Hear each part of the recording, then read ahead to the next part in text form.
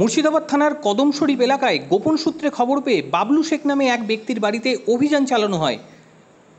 মধুচক্রের আসর থেকে মোট 5 জন মহিলা ও 3 জন পুরুষকে গ্রেপ্তার করে পুলিশ। লালবাগ এসডিপিও বরুণ বৈদ্য ও মুর্শিদাবাদ থানার আইসি আশিস দেবের নেতৃত্বে একটি টিম অভিযান চালায়। গ্রেপ্তার হয় মহিলারা উত্তর 24 পরগনা, বর্ধমান ও মুর্শিদাবাদের বিভিন্ন এলাকার বাসিন্দা বলে জানা গিয়েছে। লাগাতার পুলিশি অভিযানে মুর্শিদাবাদের লালবাগের হোটেলগুলিতে দেহ ব্যবসা বন্ধ করা গেলেও নতুন করে বিভিন্ন বাড়িতে শুরু হয়েছে মধুচক্র।